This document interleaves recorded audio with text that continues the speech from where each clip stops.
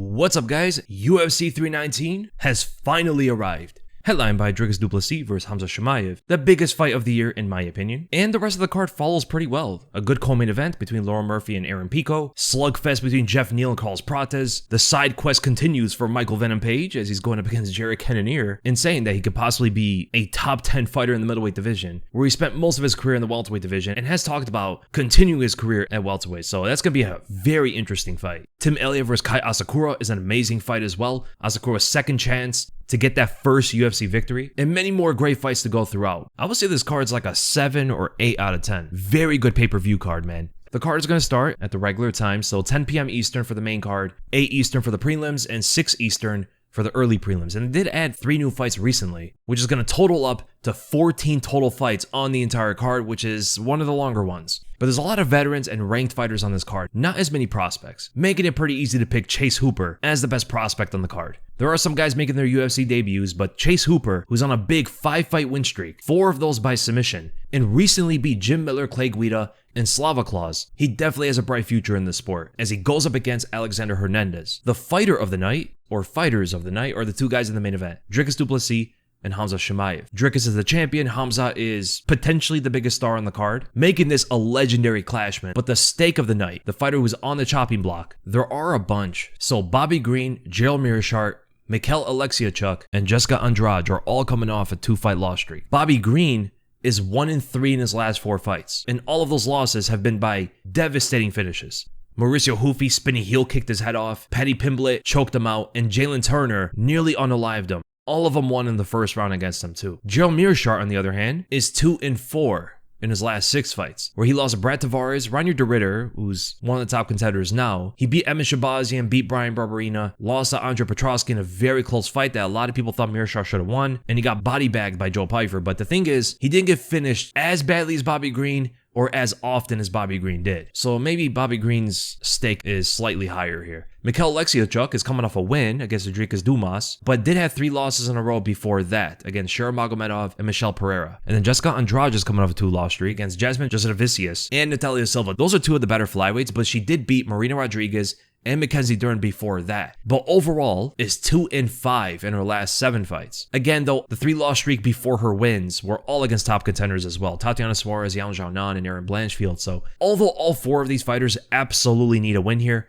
I think Bobby Green is in the most desperate situation to get a win here, just because of the fashion that he lost in those 3 fights. And his win was against Jim Miller, but yeah, those are your stakes of the fight card. But the banger of the night, the most explosive, fun fight on the card, I think is Geoff Neal vs Carlos Prates. There's absolutely no way this fight concludes 3 rounds without a knockout. Geoff Neal's speed versus Carlos Prates' power. Prates brings the pressure, Geoff Neal likes the counter. It should be an extremely entertaining fight. But man, the main event could also be that, as well as Cannonier vs MVP. All 3 of these fights are absolutely amazing. With that, let's go to the first fight on the card. Alibi Idiris from Kazakhstan versus Joseph Morales from the United States. So Idiris is undefeated. He's 9-0 with 5 of his 9 wins coming by finish, 4 of those knockouts, and he is making his UFC debut. So this is a common thing for a lot of the fighters in the early prelims. Idiris is also on the Ultimate Fighter, who is 10-0. Joseph Morales is 12-2 with 8 of his 12 wins coming by finish, 6 of those by submission. And he recently fought on Uriah Faber's promotion. So Idiris has a well-rounded skill set, but very dynamic with everything he throws. He'll launch flying knees in the middle of a combination, or even as there's a scramble in position against the fence, he'll also spin out wheel kicks and lunge forward with overhands, trying to knock out the opponent with many of the strikes that he throws. He commits a lot to a knockout, but Joseph Morales is more of a conventional striker, where he's very balanced and grounded with his striking, with seemingly lower output. He probes jabs well to land leg kicks off the opponent's reaction. He has some good counter strikes and has great timing, often disengagements from the clinch, and he's very good on the ground as well. But Idiris's better wrestling skills is probably going to make this a lot more difficult for Morales to be successful with his bottom game. So I believe the stronger wrestling skills of Idiris with his dynamic striking style is probably going to win this fight eventually. Like, he's going to cause more damage in the stand-up, he's going to get the takedowns, he's going to control Morales on the ground. And the thing that really hurts Morales more than anything else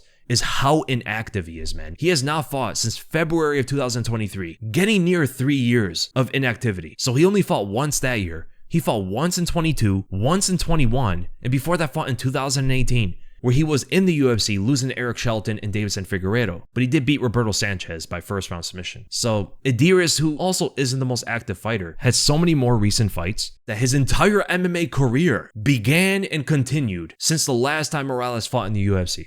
Idiris made his MMA debut in 2019. Morales fought in the UFC a year before that. Crazy, man. So I think Alibi Idiris is going to win this fight by unanimous decision. I think Morales is going to be tough. I think he's going to give a very good effort to win this fight. He's going to try to scramble on the ground. He's going to try to knock him out with some good strikes, trying to counter the explosive style of Idiris. But ultimately, I think most of the damage is going to be on Idiris' side, and the wrestling is going to be a big factor in him winning the fight. So Alibi Idiris by decision. And then we go to the women's fight between Karine Silva and Dione Barboza. Short notice fight where Karine Silva was supposed to fight JJ Aldrich. So Silva's coming off a loss to Vivian Araújo in what was one of the worst fights in combat history, but did have a long win streak before that. So that was only her first ever UFC loss. Dione Barboza, though, doesn't have as many fights in the UFC. Only 3, and she's 2-1. She beat Diana Belbita and Ernesta Caracati, but she lost to Miranda Maverick. Barboza taking the fight on short notice is going to be to a disadvantage. Karine Silva is going up against a fighter who is somewhat well-rounded, I guess, for JJ Aldrich. So changing her training camp to fight someone like Barboza, who is much more of a grappler, isn't going to be too difficult. She knows what Barboza is going to try to do, take her to the ground and submit her. Silva's going to have the striking advantage. She's going to be in better shape. The only thing, though, is her takedown defense is pretty garbage. There's no way to sugarcoat it. She has 0% takedown defense.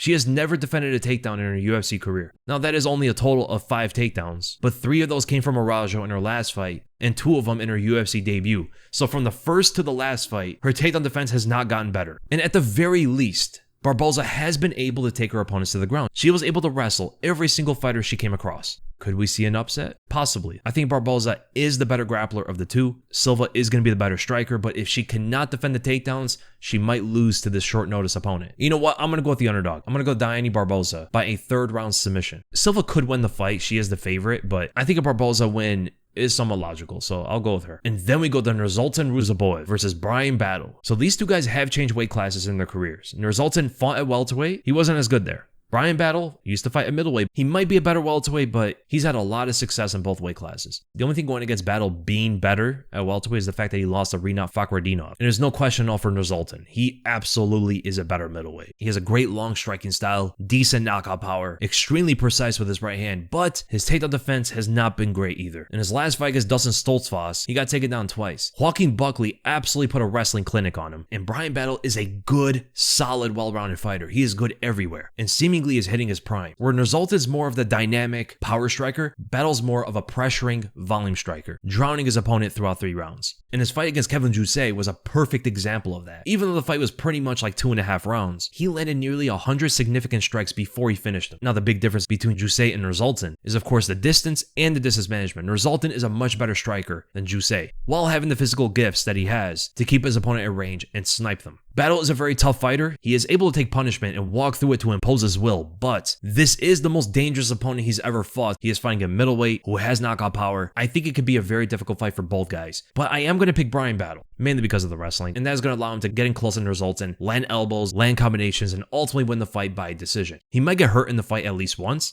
potentially even drop, but I think he toughs his way through and ultimately wins the fight through his toughness, through his volume, and through his well-rounded skill set. So Bryan battle does it again by unanimous decision, and I cannot wait to hear his post-fight interview because he's fighting on a massive card here. This is his opportunity to take advantage of the mic and make a name for himself, so I cannot wait for that fight, man. And then we go to the headliner of the early prelims, Edson Barboza versus Drakkar Klose. Barboza's coming off 1 loss at Lerone Murphy, and before that was on a 2-fight win streak, knocking out Billy Cortillo and defeating Sadiq Youssef. But ultimately in his last 5 fights, he is 2-3. Lost to Bryce Mitchell and Giga Chikadze before that. But moving up from featherweight to lightweight again, he has returned to his weight class. He is fighting Drakkar Klose, who is also coming off a loss, but to Yoel Alvarez. He got finished in the first round, but before that was on a 4-fight win streak against Joaquim Silva, Joe Solecki, Rafa Garcia, and Brennan Jenkins. It is cool to see Barboza at lightweight again. He should still have the speed advantage. He is very powerful. I think he is technically the better striker, even still at this state of his career. He's been fighting forever, man. He's fought some of the best fighters of all time,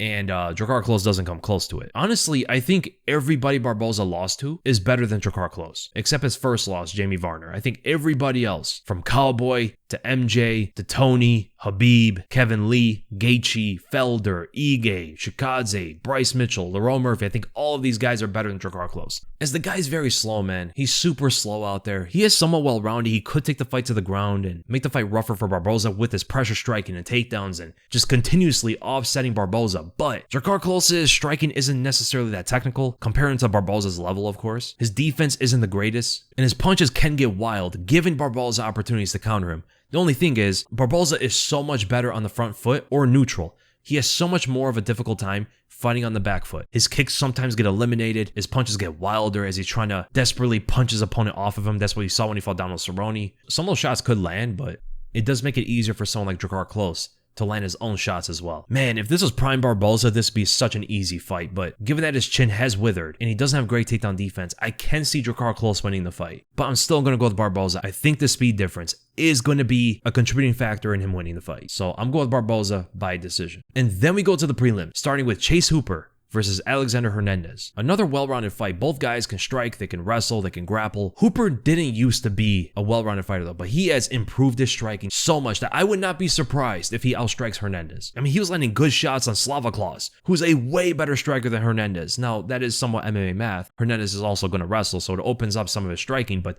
Hooper is probably not going to give as much respect to the wrestling, so it's going to open up his striking more. He's going to be able to land his longer punches, and Hernandez's defense is absolutely abysmal. His main skill of striking defense is to move his feet. He doesn't move his head. He doesn't block well. So I can see Hooper landing the jab in straight from range as Hernandez is trying to find his openings to explode with haymakers, overhands, or going for takedowns. There are still a few fighters who are capable with submitting the opponent off their back. Hooper is one of those guys that can. I still don't see Hooper doing it, but I can see him at least reversing the position off of his submission attempts, getting on top of Hernandez, and then submitting with an armbar, just like he did against Clay Guida, or getting the rear naked choke. The only reason why he hasn't won his last 3 fights by submission is because he fought Jim Miller.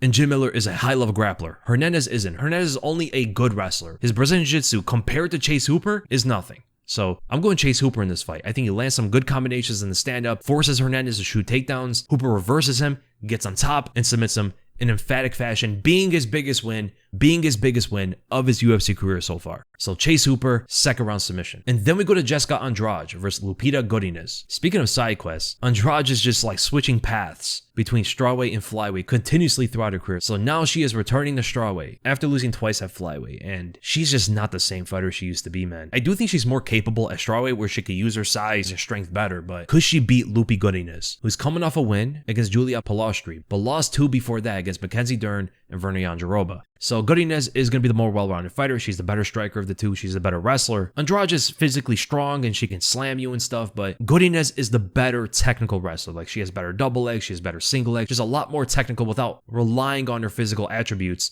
to succeed with her skills. She also has solid takedown defense, 81 takedown defensive rate. Although twice she got taken down by Dern and twice by Verna, but she did defend most of the takedowns from each of those fights. Honestly, man, I just don't see Andrade winning this. All these fighters understand her style. She leaps in with the left hook, which initiates her combinations. Through overwhelming her opponent, she tries to get him to the fence, goes for the single, high crotch, slam, lays on top, lands some ground and pound shots, and then continues that into the next round. But if you could defend the left hook and distance well from the follow-up, you generally just defeated Andrade's entire game. If she can't get that first step to work, the rest of the steps never matter. And I think Godinez can absolutely do that. The only thing about her style is she does stand in front of her opponent. It's almost like Alexa Grasso in a way, where she keeps a boxing heavy stance and doesn't really move her feet as much as she should probably against someone like Andrade. Footwork and counter-striking is the ultimate weakness to Andrade, and I think Lupita Godinez could do that. Back step away from the left hook, counter with a straight shot, and then exit out at an angle, and just continue that into a decision win. I think she can absolutely win that way, and if she ever gets clinched up, I think her takedown defense is good enough to stop the takedowns, and ultimately just wins the striking exchanges with her counters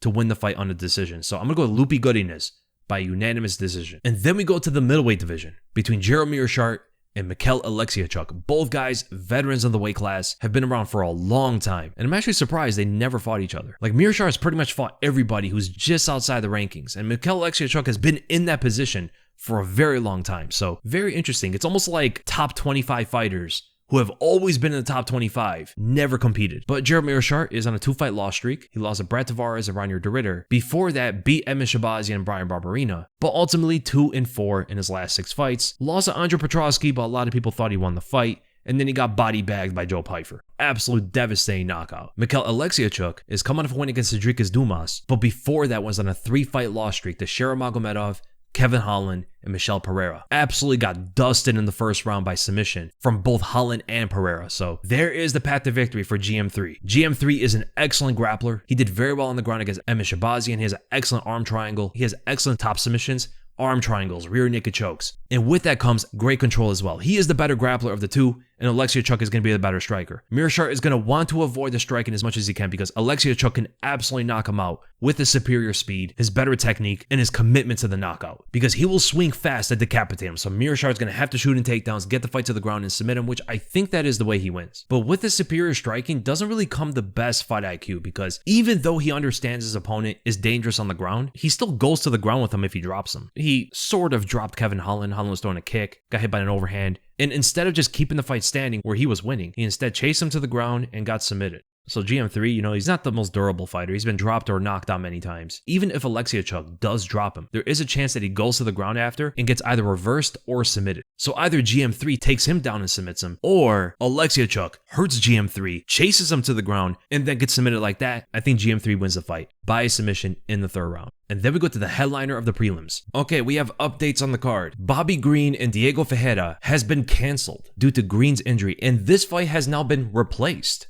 They have a new headliner for the prelims. It is going to be Bisangar Susurkayev versus Eric Nolan. Now, Bisangar has only went to a decision once in his career. Every other win he has is by knockout. And Eric Nolan is on a 4-fight win streak, also making his UFC debut, and has won half of his fights by knockout. 4 knockouts, 2 submissions, 2 decisions. And the crazy thing about this fight is, Bisangar fought on Tuesday. 2 fights on a 4-day span is absolutely insane. And he won the fight by first round body kick. So he's absolutely going to destroy Eric Nolan, most likely. Extremely dynamic striker, very fast jabs, good footwork, switches stances well, and seems totally confident in his striking abilities. Eric Nolan, on the other hand, is a fundamental striker who mostly fights off the basics. Keeps his hands up well, grounded, solid stance. Not a fast fighter. Bisangar's speed advantage is definitely going to impact this fight greatly, but Eric Nolan honestly just has a very basic striking style. He has a good jab, good left hook counters, right high kicks, parries and blocks punches well. Sometimes that basic style is what it takes to beat the flashier, speedy style of Bisangar's. But I don't think so on this one. I think Bisangar's way too fast. I think his jab is going to draw out the reactions he needs so he can land his power shots. He might throw in some crazy flying knees in there, but I see him crushing the body as well as the right straight over the top after doubling up or tripling up on his jab. So I'm going to go with Bisangar, winning his second fight on a 2-day span, and again by knockout. And then we go to the main card, the first fight between Tim Elliott and Kai Asakura. Somewhat of an opposite style fight here, where Tim Elliott is the grappler, Asakura is the striker, and this is going to be Asakura's second chance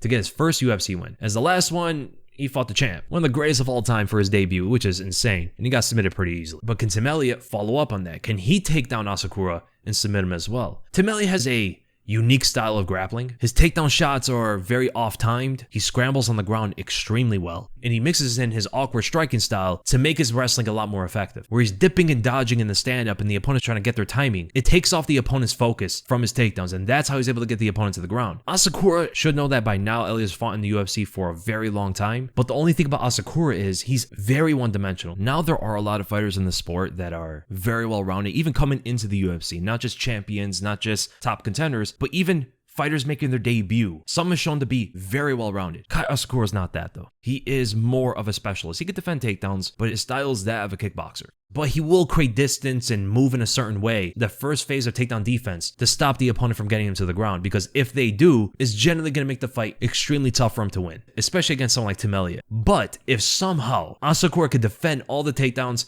he is absolutely starching Elliott in the stand-up. The striking is not even close between these two. Asakura is a good striker. He has excellent feints, good setups for his power strikes, excellent in timing the high kicks, very good in the clinch as well. He'll throw things like rebounding body jabs and then generally gets the opponent to lower their hands defensively or chase a knockout. Believe in Asakura's fake retreat. He'll probe with his right hand to distract the opponent on it so he can rip in a left hook to the body, or the way he finished Juan Archuleta by probing with the left hand and then parrying the jab, throwing a flying knee into the body as Archuleta is pressuring forward heavily, magnifying the damage by running his body into the knee. But the one thing about Asakura is that his head movement isn't the greatest. Like, he will take shots to return with his own. Now against Tim Elliott, it's probably not going to be that detrimental. He will take Elliott's punches and win those exchanges if Elliott is there to be hit though, because Elliott will move his head constantly. The only dangerous thing about that is Asakura has impeccable timing with his knees and kicks. So if he dips into a knee or a kick, that fight is over. But Tim Elliott can work off his punches to land on the motionless head of Asakura so he can land his takedowns after, right? If he's throwing up punches over the top, Asakura is going to counter 100%. He's going to commit with a lot of power that is going to open a lot of takedown opportunities for Tim Elliott. So honestly, I know Asakura is a big favorite here. I know he has a lot of hype. I'm going with the big underdog. I'm going Tim Elliott. I do think he's going to land his shots in order to get his takedowns and win a decision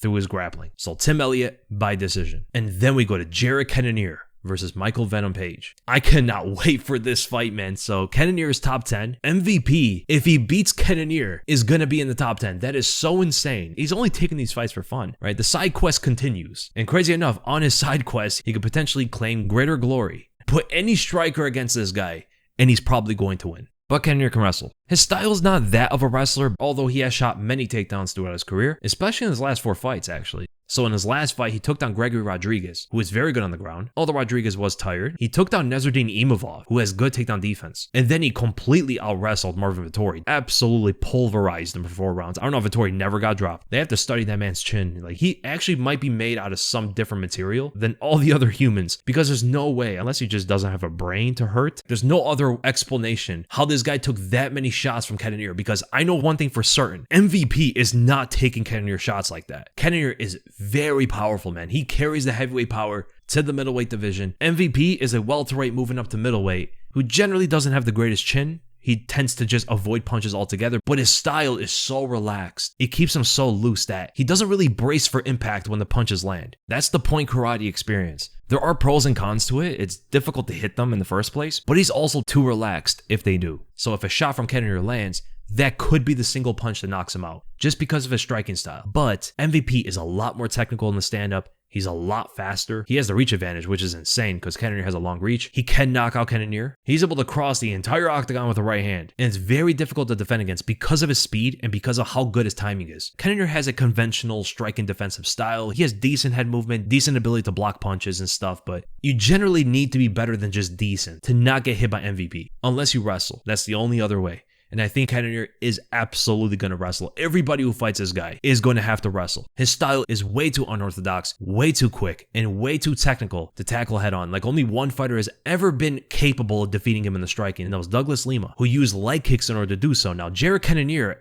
interestingly, also has very powerful leg kicks. He finished Anderson Silva with an inside leg kick. So that could be his way of handling the striking against MVP without opening himself up with punches, right? Attack the legs. If MVP lunges in with the right hand, try to get under that to clinch up with him so you can get the takedowns in there or land elbows if he's disengaging, similar to the way he finished Derek Brunson. But the takedowns in the clinch are going to be key for Cannonier. And MVP is the favorite. I think they're getting that wrong because they might be forgetting that Cannonier can wrestle. In his last 4 fights, he has wrestled in 3 of them. And if he could take down Marvin Vettori, I know this is MMA math, but if he could take down Marvin Vettori, he can absolutely take down MVP if he's able to get a hold of him. That's the key thing. But the thing is, when MVP lunges in with his punches like that, it is difficult for him to not get clinched up when they miss. You know, because if they don't miss, he's probably knocking out Cannonier. But man, I can see MVP winning, but I'm going with the underdog. Jared Cannonier wins through his wrestling via ground and pound in the 3rd round. And then we go to the banger of the card, Geoff Neal versus Carlos Prates. It's very hard to imagine this fight going 3 rounds without one of them getting knocked out. You got the speed of Neal versus the power of Prates, the counters of Neal versus the pressure of Prates. These two are going to collide, and one of them will die. No, one of them is going to get knocked out for sure. There's no way Prates blasting right hands from distance and Neal trying to slip and counter those as they're colliding that neither of them get knocked out. There's no way. But honestly, man, I think Neal has a better ability to finish Prates if he lands first. That is only if Geoff Neal doesn't get one-shotted. If he gets one-shotted, it's a different story. But if, like, Prates hurts him the way he hurt Ian Gary, for an example, we have seen him not have the urgency to finish the fight. I mean, all of his knockouts are one-shots. He floors them with a single strike, and he doesn't need to finish them. And perhaps he's gotten so conditioned to that, where he never needed to follow up with strikes that he just spaced out at the time that he needed to.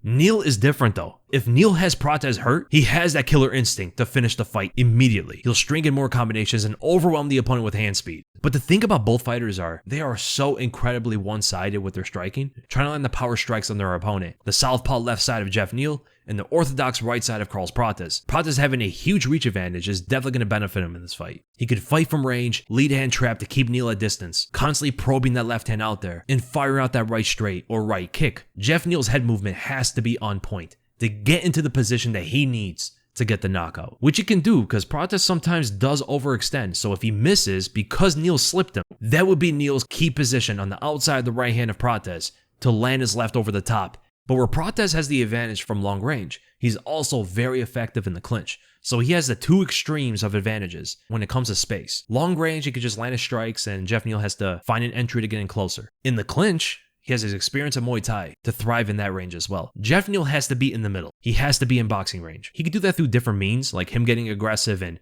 pressuring Prates into that boxing range, or from far, he can slip the punches so Prates is the one from whiffing his shot that enters into Geoff Neal's range. I think these two are somewhat evenly matched in different ways, but I'm going to go with Prates. I think he knocks him out in the third round. I think he finds that one shot, floors Geoff Neal, and learns from the Ian Gary fight to actually go in for ground and pound and make sure the opponent is done. At least that would be the logical thing to do for Prates. I see him landing that right hand from distance, and Geoff Neal just doesn't really move his head at that moment in the third. But I think throughout the fight, he will land some big shots, and Prates, showing his toughness and chin, eats a lot of those and continues to walk forward, constantly pressuring Neal. And in a lapse moment, Neal is in his stance in front of Prates. Prates steps on the outside lead foot and drops him with a long right straight, finishes the fight on the ground and winning the fight by TKO. And then we go to the co-main event, the undefeated Lerone Murphy versus the UFC debutant Aaron Pico, the prophesied fighter. They've been saying ever since Aaron Pico first stepped foot into the Bellator cage that he is destined for greatness. Well, this is his time to hone in and fulfill that prophecy, and against a very tough opponent. You know what? He may be an industry plant. I mean, they don't give a guy like this a co-main event to a pay-per-view if he isn't one, especially for his UFC debut, which is insane. They want Aaron Pico to be a star. Now, it's up to him if that happens. Is he good enough? If he's actually good enough, then the UFC planting him worked. But this is a tough opponent, man. This is the biggest fight of his entire career. Lerone Murphy is by far better than everyone Aaron Pico has ever fought. And it's not even close. Lerone Murphy is not only ranked, he's not only undefeated, but he is rising to become a potential future top 5 fighter. As boring as he is, as much of a Leon Edwards style fighter as he is, as much of a decision machine as he is, he knows how to win fights. He has the polar opposite style of Aaron Pico. Aaron Pico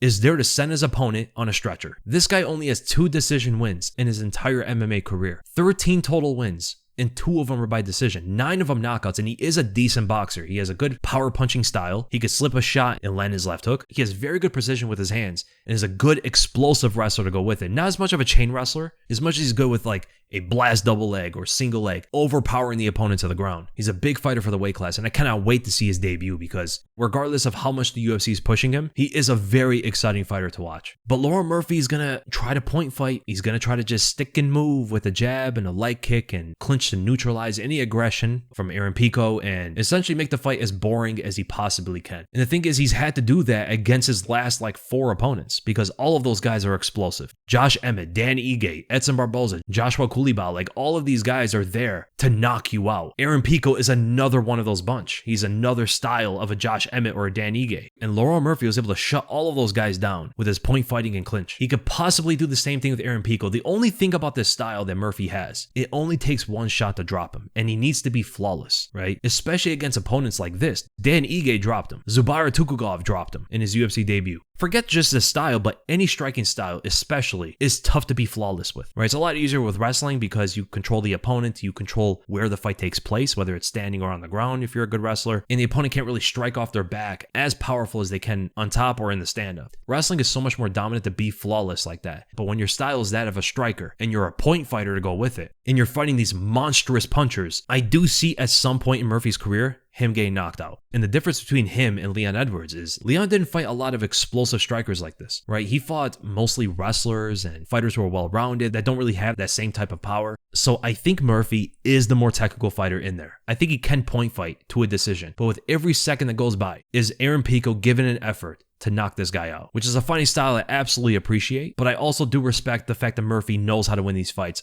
through the style that he has. It's a tough fight to pick. I can see both guys winning. Aaron Pico needs 1 moment to win this fight. Lerone Murphy has to be perfect for all 3 rounds. And technically, I don't see Aaron Pico landing that shot. I see Lerone Murphy, if he fights perfectly, winning the fight on a decision. I am not confident in Murphy at all, but I think he slightly has a better chance of winning here. And then we go to the main event. The middleweight champion of the world, the plot armor master himself, Dricus Du Plessis, is defending his belt for the 3rd time, and this time against the undefeated star, Khamzat Chimaev. Bro, I cannot wait for this fight. The 2 best fighters in their prime colliding at the perfect moment. You don't see a lot of fights like that these days. I mean, they could, but they just don't do them. And this is honestly a fight that is so hard to predict because Dricus essentially wins his fight by accident. How can his opponent know how to fight him when he doesn't even know what he's doing out there? I think the best way to fight against that is simply just fighting your own style. Forget about what he can do, implement your style, impose your will, and bring the fight to your world. Khamzat Chimaev can do that better than anybody else.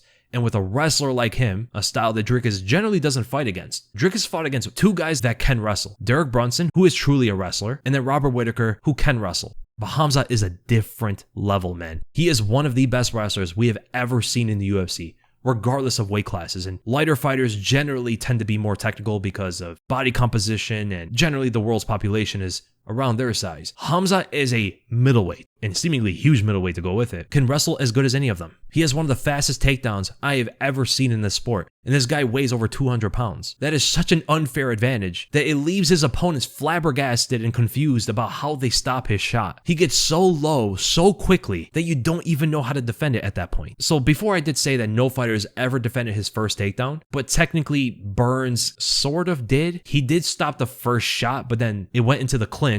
He was never able to separate, and then he got taken down after. So it went from takedown, clinch, sat there for a while, and then takedown after. No separation in between any of that. So I do see it still being successful for Khamzat. If you can't separate from his first takedown, that's only an advantage for him. No fighter is able to defend his first takedown except Gilbert Burns. Dricus is bigger than Burns. That's all we can go off of. He hasn't really had the opportunity to show his takedown defense, except against himself, strangely enough. He has taken himself down twice. I've never seen a fighter ever do that, but he somehow makes it work. Like, this guy could punch himself in the face and somehow win the fight off of that. It's just like Tom Aspinall said, one of the best fighters in the world, said that he's not even going to pretend that he understands Dricus' style. There are some aspects of it that are interesting though. He has a very good left kick that could get him taken down by Khamzat. He does have a good ability to block punches and defensively deflect shots so then he can counter after. His defense is much better when he's idle than when he's moving forward. When he's doing those crazy winging combinations, his defense is essentially non-existent there. But if he's just standing in front of you, menacingly, it's tough to land punches on him. His bowling ball shoulders, big arms, just his enlarged upper body allows him to cover his whole head when he guards up. And now Khamzat might approach the fight with striking, just like Khabib said he should. I don't think he will, but there is a possibility he does that. He throws in some jabs, throws in some 1-2s and a leg kick and stuff, just to get the flow and the striking going so he can make his first takedown land. And that's the one thing about Dricus, is not only has he not fought many wrestlers, but the constant mistakes that he makes throughout a fight is harder to get by when you're fighting a wrestler than a striker. Because a striker could miss their punch or they land and he just eats it because the guy has a crazy chin, so he could take a lot of damage, then return to the fight and continue. But if he makes a mistake like that against a wrestler, the fight gets taken away from his world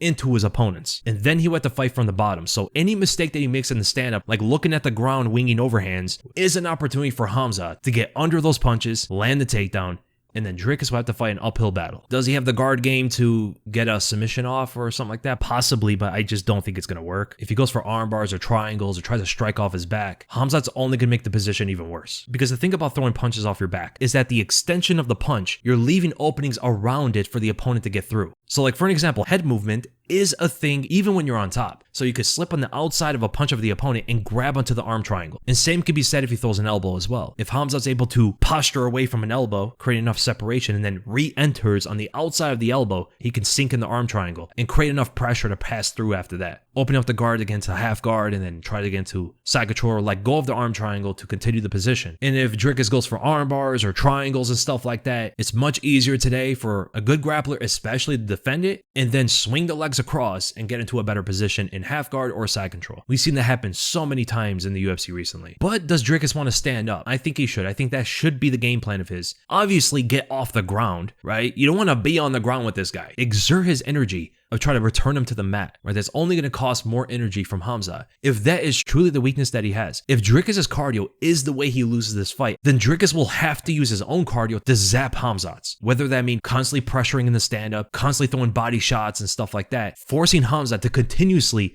without rest, exert his energy throughout the fight, non-stop, that would be the way Dricus wins. But he has to survive the first round. And if his cardio is better, the first 2 rounds, because man, is this guy a hurricane in that first. He has 10-8'd or would have 10-8'd if he didn't finish them. So many fighters in the first round, it's absolutely ridiculous. And honestly, I think he takes down Dricus too. And I think he submits him. As amazing as this fight is, as much anticipation for it as it is, it's my biggest fight of the year. I think it ends pretty quickly. If Khamzat wins, it's most likely early in the fight, so that's why I think it's a quick finish. I think both fighters walk forward to the center of the octagon. Khamzat's pressuring with the jab. Dricus trying to find his timing, wings in an overhand. Khamzat ducks under the punch, takes him to the ground, gets into half guard, lands some ground and pound shots. Dricus gives up his back. Khamzat chokes him out. So I'm going with Khamzat Chimaev by a first round submission. If Dricus wins this fight, I will never pick against him ever again. I don't care if he's fighting Tom Aspinall. I am never picking against this guy, but I don't think he does. I don't think he does. I'm going with Khamzat Chimaev. He is the favorite. Oh, wow. He's actually a pretty sizable favorite. 2-1. Okay.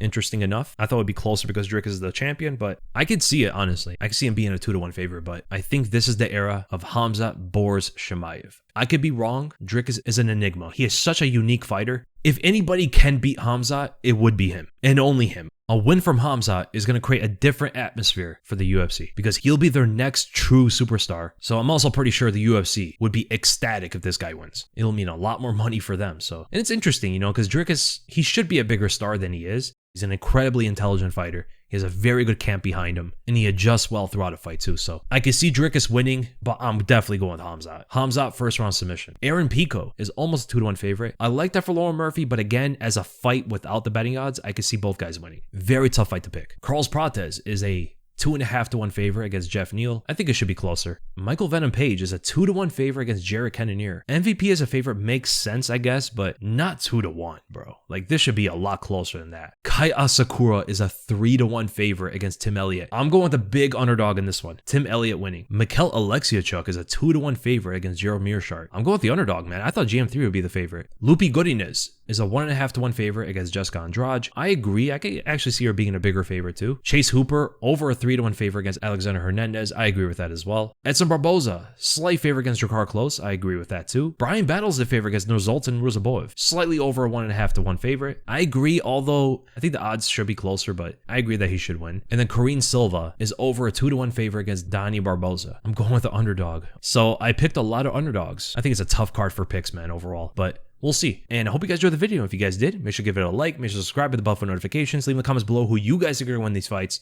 and I'll see you guys in the next video.